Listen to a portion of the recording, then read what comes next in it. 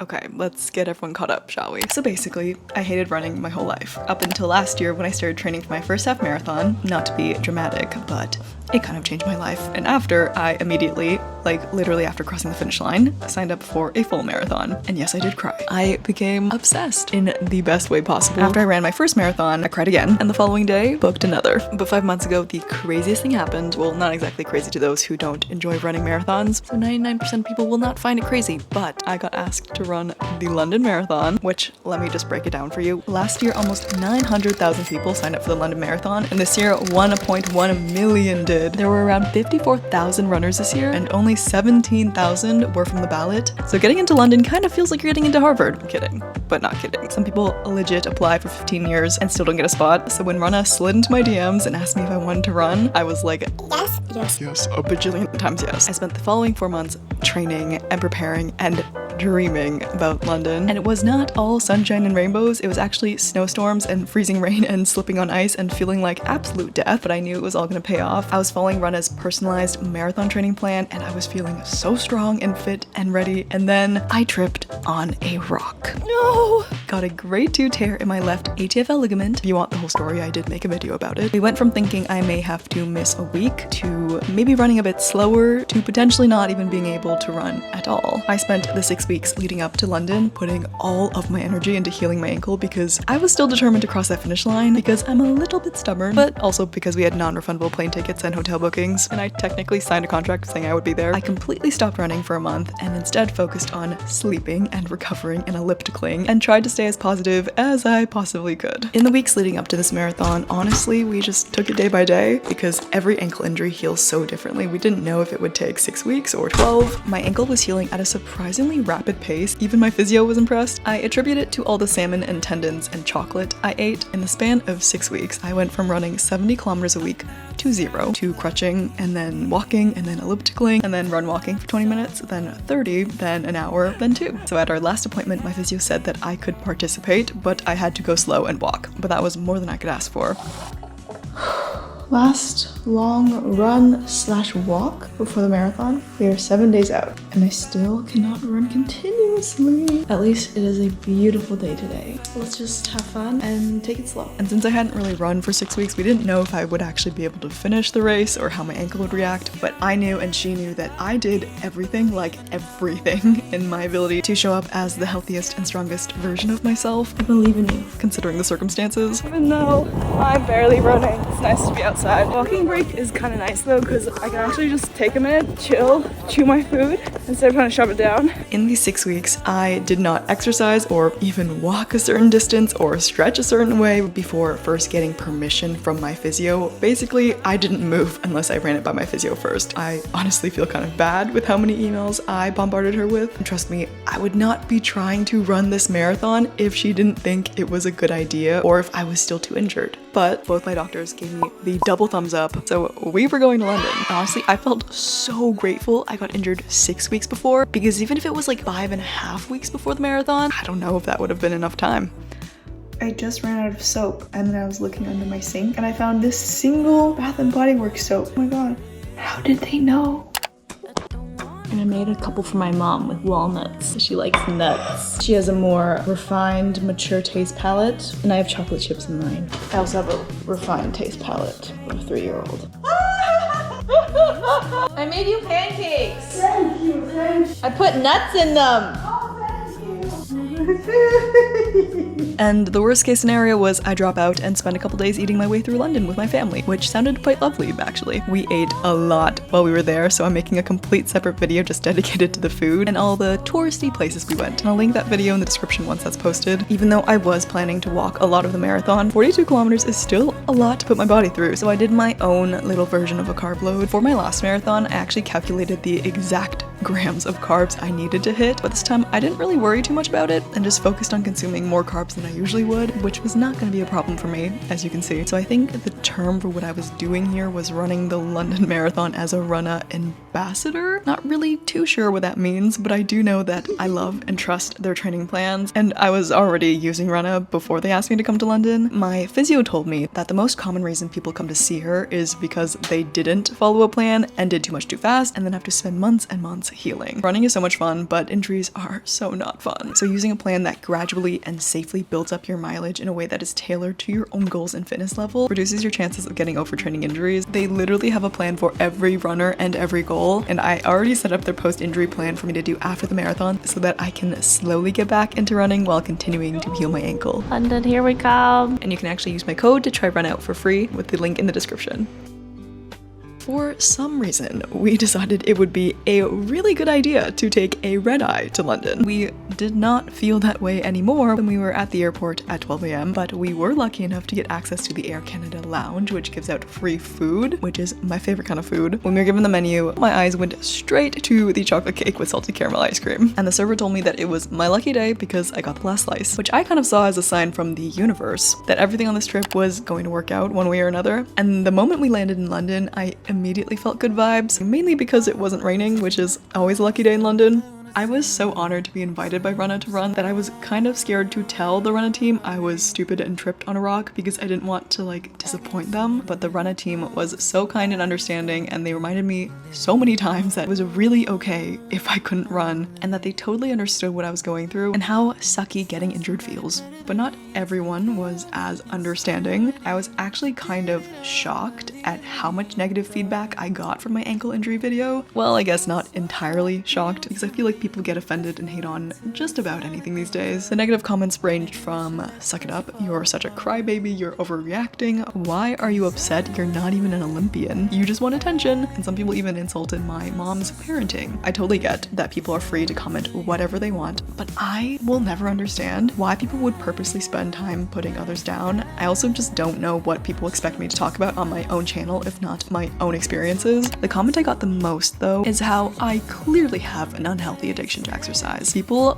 really got their panties in a bunch when they found out that I went on the elliptical for 2 hours. I think some people may not realize that to run a marathon you have to run a lot to, prepare your body to handle that distance without getting injured. Basically, if I didn't get injured, my longest run would have been well over 3 hours long, and my longest elliptical session was barely over 2. Plus, my physio, who is an actual professional, told me to go on the elliptical for that long. While not every marathon runner has a healthy relationship with exercise, assuming that everyone who trains for a marathon has an exercise addiction, pretty bold. And as someone who has actually had an exercise addiction in the past, I know I don't anymore. When I can't run, I don't compensate by eating less. I don't hide in the bathroom to do more exercise. I don't feel a sense of anxiety or stress when I can't work out the exact way my plan says to. An exercise addiction is like an uncontrollable need to exercise that negatively impacts your entire life and your health. Running and training for marathons has actually made me physically and mentally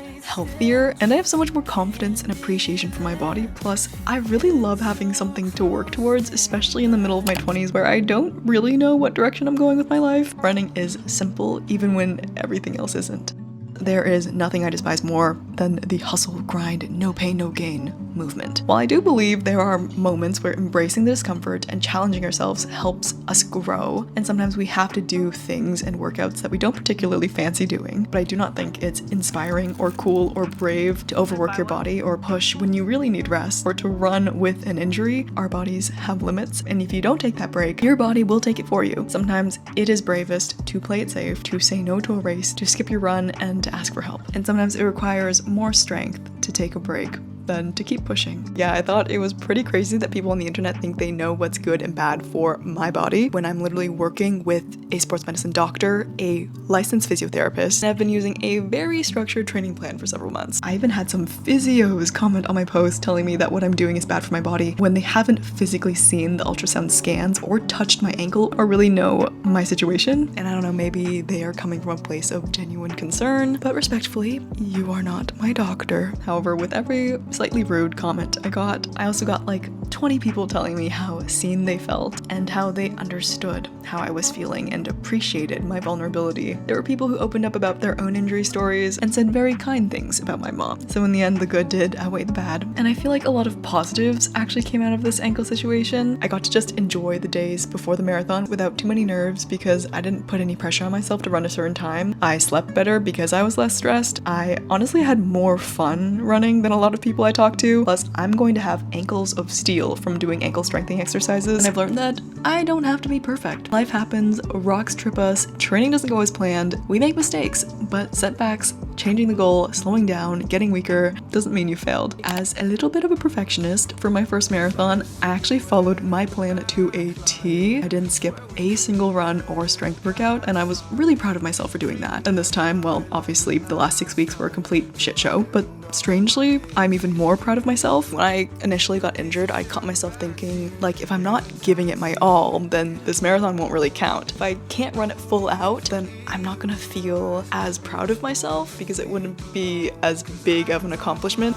I just came from a social event, like a social Runna event, and I was so nervous. Every part of me is like sweating. There's some moments where I felt a little socially awkward, but overall, I think I did a good job. I was too nervous to film anything, but I had some pretty good conversations, met some nice people, and survived, so. But the hardest part of any marathon is actually the journey to get to that start line. The doubts, the disappointment, the comparison, the pain, the setbacks. The hardest parts were listening to my body, prioritizing rest, holding back, healing an ankle, and relearning to trust my body again. In a way, not being able to run was probably harder than the actual running would have been. So even though my pace and my finish time won't show it, I know how hard I worked to get here. Everyone has their own injuries, their own pain, their own doubts, and some are visible, but most aren't. We really can't know the mountains people had to climb to get here. So by making it to that starting line, we had already won. So Runna was hosting a 5-kilometer shakeout run the day before the marathon. And I truthfully hadn't run 5 kilometers straight since before I sprained my ankle, so I was feeling a little uneasy. The day before that, I was talking to another Runna ambassador, and she said she told them no. Like, she straight up just said, I'm not comfortable running the day before the race. I'll show up to the shakeout run and I'll walk. And I know it sounds so simple, like all she did was say no, but I was so empowered by her assertiveness and self-respect. In that moment, I'm pretty sure she became my hero. It had never even occurred to me that I could ask, that I could say no, that I could put myself and my ankle first. I just thought that they would think I'm difficult or annoying to work with, and as a people pleaser, that's probably one of my worst fears ever. But it totally wasn't as big of a deal as I made it to be in my head, so I sat it out while the others ran and compressed my legs with these leg compressor thingies.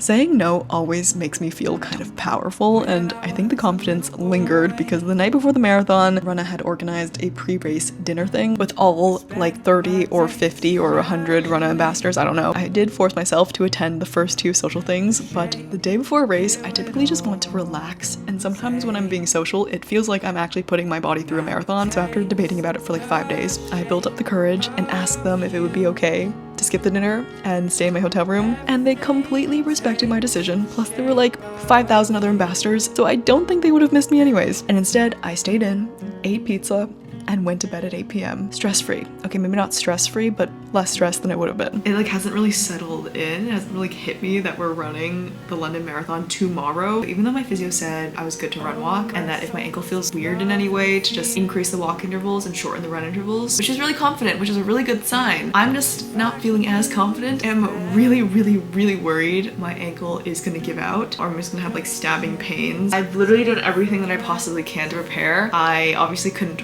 do the running part of the training. I did everything that I possibly could have done to heal and to maintain my fitness. I just have to believe in myself, I guess. I want to just like be in the moment, enjoy it instead of stressing about my ankle, but I'm probably gonna be stressing about it anyways. I don't want to give this ankle injury any more power over me because it's quite literally taken over my life. Tomorrow. Oh my god. So the London Marathon actually had a start time of 10 a.m. instead of 3 a.m. or 7 a.m. like I was used to. So I actually had a pretty great sleep and lots of time to digest my breakfast. I stuck with exactly what I'd been eating during training: a cinnamon raisin bagel with peanut butter and a lot of jam and a banana. It's something that I know sits well with my stomach. Plus, peanut butter and jelly is just like the best thing ever. I also drank a coffee with milk to help with bathroom activities. Gel-wise, even though I was running slower, I stuck with what I'd practiced, which was a gel every 35 minutes. I actually used mostly Cliff Blocks this time, which are so scrumptious in my opinion, and I love the chewy soft texture, but I usually feel like I'm gonna choke on them when I'm running normal pace, but this time I could actually slow down and enjoy my blocks and not choke. 记得我说我这个 marathon 我想学着怎么吃早点，然后我就原来就吃1-2个香蕉，那我就可以吃完这个就可以。Pretty impressive. So if you didn't know, I completely peed myself my first marathon. I just had no control over my bladder. I think it's partially because I chugged way too much water the days leading up to the marathon. So this time I slightly switched up my strategy. I just drank a normal amount of water, had a bottle of electrolytes the night before, and sipped on like 500 milliliters of water before the start, and I went to the porta potties twice, or maybe 3 times. I went a lot, no matter how badly I did not want to, because they were not nice. Slightly traumatized, to be honest. But I also wasn't pushing my body as hard this time, so we did end up having a nice dry run. So many people were complaining about the heat that day. It was predicted to hit 20 degrees Celsius the day of the marathon. I mean, it might have been a little bit warmer than ideal marathon running weather. Personally, I don't think it was like that bad. Maybe that's because I ran my first half marathon in Singapore, where it's like actually hot, like over 30 degrees and insane humidity. But I did appreciate the water showers on the course. I felt like I was at like a splash pad. Always the hardest part is choosing whether or not to wear a vest and then where to put this freaking bib. Put it here. This tank top is actually the perfect length. Or do I put on my shorts? That's how all of this can fit. There's like I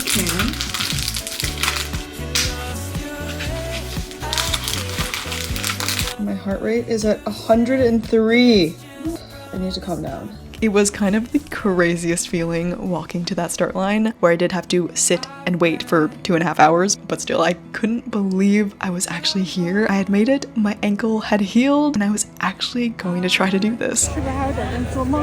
Yeah. So my goal was just to focus on getting through the kilometer that I was in. And if I was lucky, I'd make it to 42. I was mentally prepared though to walk the last 20 kilometers. The reality of it was I was simply not as fit as I should have been. I felt like my body wasn't tired, but my legs were too weak to carry me forward. I had spent hours and hours on the elliptical to keep my endurance alive, but I had lost a significant amount of muscle in my legs. So I was fit enough to complete it, but getting hurt 6 weeks out meant I missed technically the most crucial 3 weeks of training, the peak weeks, where the mileage is longest and the training is most intense. I missed my 3 longest runs. I missed every single speed session. I actually never even ran continuously for longer than 10 minutes because my priority was to heal my ankle. I think that's also why reading the comments about how people thought I was over-exercising was so frustrating for me, because I was already like under-exercising. I took an entire month off running. I took an entire week off exercising during my peak week, where I was supposed to be running 80 kilometers. I was following exactly what my doctor and physio were telling me to do, and I was spending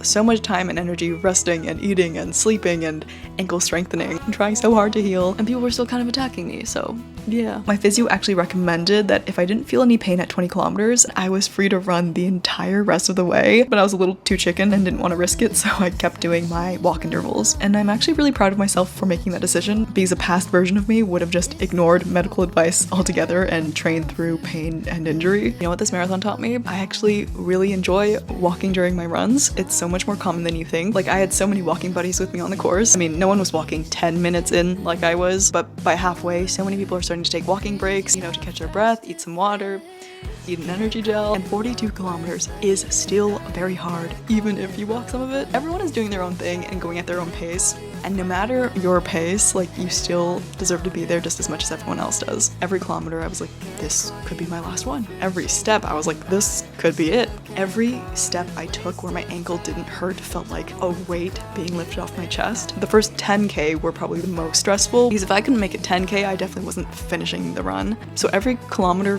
felt like a gift, and once we crossed halfway, my inner voice changed from, are we going to be able to do this, to, we are going to do this. And at 30 kilometers, by some miracle, my ankle was still completely okay. I was like, there is no way I'm not finishing this now. I don't know, maybe the rock was a gift in disguise. I was so happy to just be able to run. I didn't care how hot it was or how tired and sore my legs felt or how much I was chafing or how much I wanted to stop. I just kept thinking, I know it hurts, but your ankle doesn't, so you're gonna keep going. Remember how much you wanted this, how many tears you cried for this, and I just felt so lucky to be moving, even if it was slower. But slowing down actually helped me really like soak it all up and high five all the kids and snack on all the Percy pigs and just take in like the beautiful human energy around me. I honestly was having the time of my life. I think this ankle situation made running be less about how fast I reached the finish line and more about fully living each kilometer.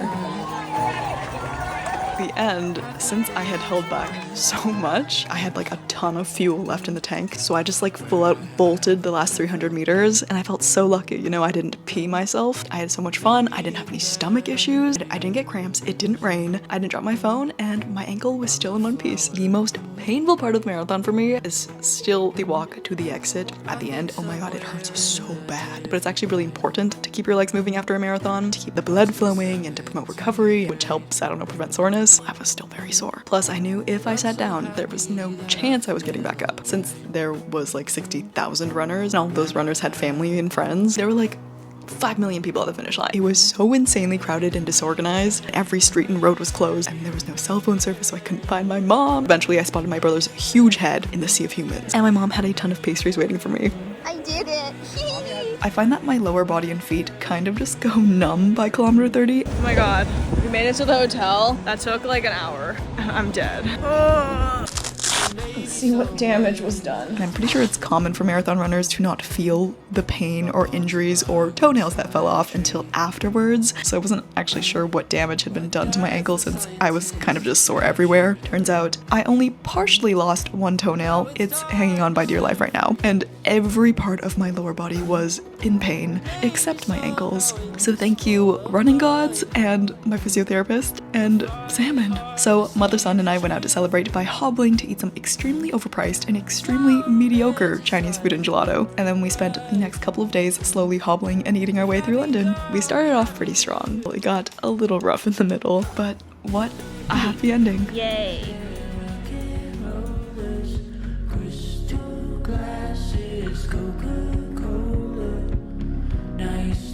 Before the rock, I was really proud of how fast I was getting. That I was like, you know, hitting all my paces, and getting faster is really cool. But I'm way more proud of the person I've become in the process. I'm so proud of how I embraced the setbacks and savored the small victories along the way. And I'm proud of how I kept going, but also that I chose to hold back and slow down and respect my body and her limits. And I just know that me 1 year ago would be so freaking proud of me today. My life has truly transformed after I stopped focusing on what my body looked like and instead what my body could do. It's completely changed. My life was so small before, basically revolved around dieting and going to the gym and how I looked. And I feel so sad for that girl who was convinced that her body was all she was worth, that exercise was to shrink, not strengthen, that food was to be controlled, not enjoyed, that her body was something to be looked at, not something to be taken care of. She couldn't even comprehend, you know, how big the possibilities could be if only she stopped trying to be the smallest